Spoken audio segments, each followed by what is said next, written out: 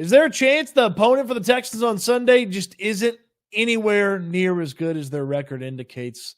We'll dive into that. Welcome into the channel. I'm Cody Stoots. Let's talk some Texans. The Jacksonville Jaguars coming to town on Sunday for an AFC South showdown where the winner is going to walk out on top of the AFC South and have an inside track to winning the division and finding themselves with a home playoff game come playoff time.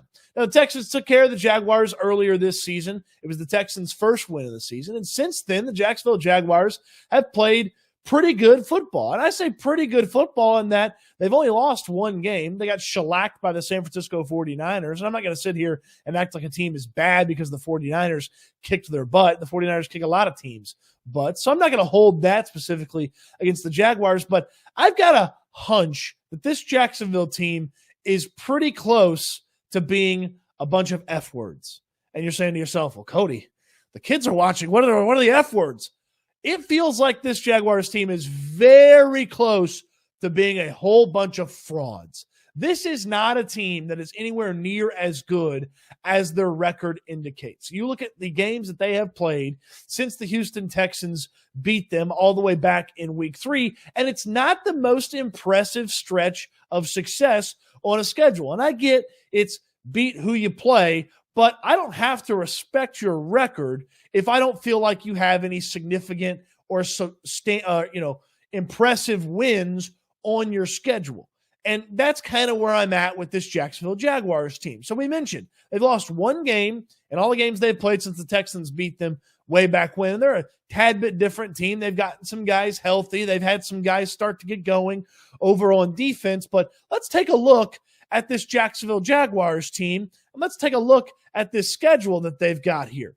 And you look at that loss to the Texans in week 3 and these opponents that they've played. Atlanta and Buffalo in London. Now, the Buffalo win at the time looked a little bit better than ultimately it is right now. Buffalo has disappointed a little bit this season. And if remember watching that game, it felt like it was more about Buffalo shooting themselves in the foot than anything that the Jaguars did. They beat up on the Indianapolis Colts. That's not impressive.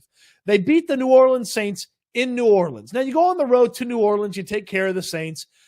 Okay, that's a pretty good win. Okay, I'm not going to downgrade that. I'm not going to act like that's useless or worthless. The Saints came to Houston, played the Texans extremely close in their matchup, so I'm not going to downgrade that New Orleans victory. But beating the hapless Pittsburgh Steelers on the road and only beating them 20-10, that's not super impressive. We talked about the shellacking at the hands of the 49ers. And then, of course, Tennessee last week for the Jaguars. That's not a super impressive victory. And so I was wondering if I noticed this. Did the Houston Texans notice this? Some of the conversation coming from the Texans about this Jaguars team, is that pretty similar? And it's really not. DeMeco Ryans has been effusive in his praise of the Jaguars this week. He's talked a lot about Trevor Lawrence getting things going on the outside, moving out of the pocket to be able to make some plays. He was really, really kind when he talked about Travis Etienne and the rushing attack. But I almost wonder if this is one of those motivation tactics where DeMeco Ryans has tried to close ranks and convince his team that, hey, this is a tough opponent. Don't underestimate them. Don't make too much of the game. We've got to be on our P's and Q's to take care of the Jacksonville Jaguars, because DeMeco Ryans talked about Trevor Lawrence and how impressive he felt like Lawrence had been. Over the past month, Lawrence has 236 yards per game, throws a touchdown and almost an interception in the past month of games. Now, there's a 49ers shellacking there, but still the yardage total, when you think about teams like the Steelers and the Tennessee Titans, that's not super impressive. And then DeMeco Ryans, a lot to say about Travis Etienne and the rushing attack.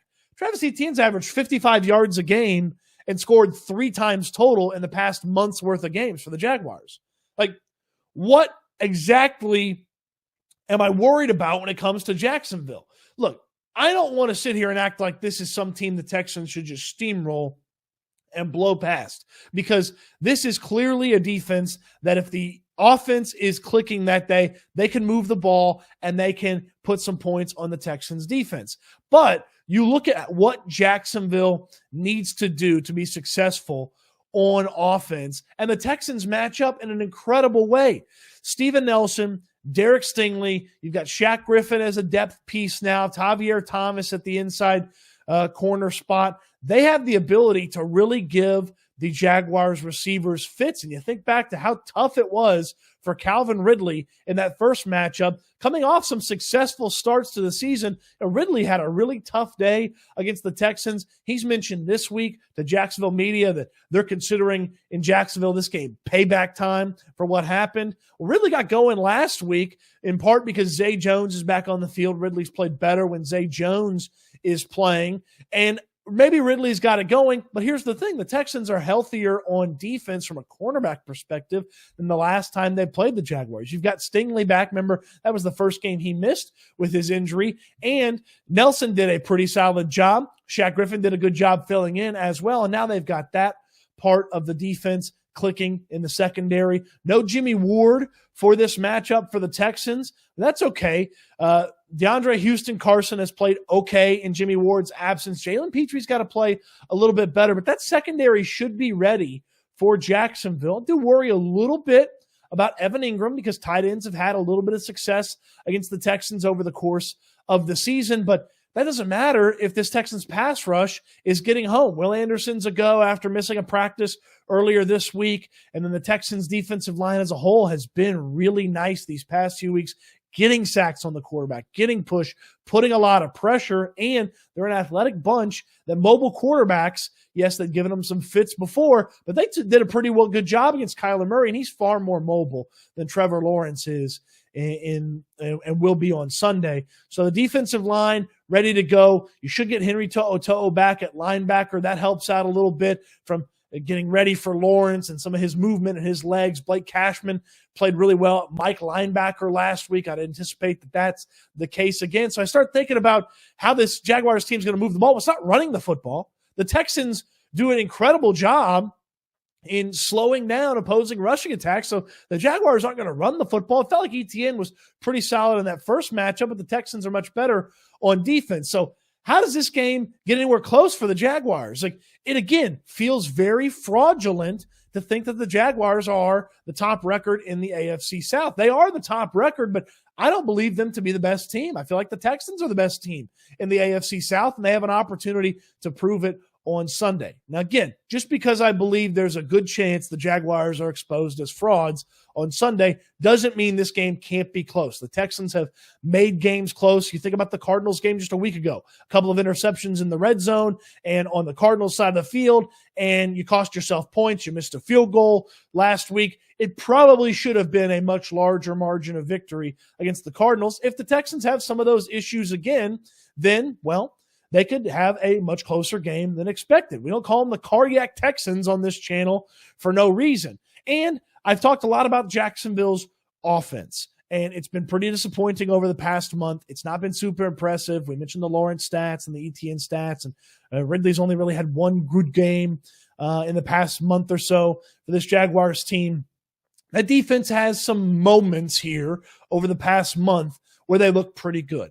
They have been fantastic in the red zone and on third down, and you start to think about the red zone woes that the Texans offense has had at different times this year. You combine that with Jacksonville over the past month or so playing well in the red zone. That's a big benefit to them. And then, of course, third down. Third downs are the key. When this offense is humming for the Texans, they are converting third downs, and they're not having any issues converting third downs. When they're kind of got the hiccups and it's a herky-jerky offense, it's in large part because third downs are difficult for the Texans. And so the Jaguars have played pretty well on third down and pretty well in the red zone. I do want to give them credit there, but they're allowing quite a bit over the past month in yards per reception. They're allowing quite a bit in yards per rush as well. So you should be able to move the ball against the Jaguars. So if you can move the ball against Jacksonville, you can put a good amount of points on the board. And I believe the defense for the Jaguars is going to, the offense for the Jaguars is going to struggle against the Texans defense. You have yourselves a making of a fraud debut. We may debut the fraud alert for the Jacksonville Jaguars on Sunday. It doesn't feel like this is a team that should come in here and beat up on this Texans team. It definitely feels like when you think about what the Texans, it was great to win against Tampa. Well, when you upset Cincinnati and the way that you do it, and then how they've handled success with those 2 wins, adding another one, holding on in a tight one against the Cardinals, this feels very much like the Texans should walk out of Sunday at the top of the AFC South with the season-long tiebreaker against the Jacksonville Jaguars, and then be staring down. We can look at the last part of the schedule here for the Texans, and something really interesting could start to build for this Texans team. Well, that really interesting starting to build doesn't matter if the Jaguars upset you. That's right. I'm going upset. If the Jaguars have to beat the Texans, it would be an upset to me at this point. I believe we're hitting the fraud alert button on Sunday for this Jaguars team because the Texans take care of business. What say you? Get in the comment section and let me know if I'm on the right track or if I'm way off base on this Jaguars team. Jaguars fans, if you've caught it this far, let me know. Talk that trash. We love to get active in the comment section. On your way down to the comment section, throw me a thumbs up on this video. Appreciate you watching. Appreciate you subscribing to the channel. Please subscribe if you haven't already. And I look forward to talking Texans again soon with you.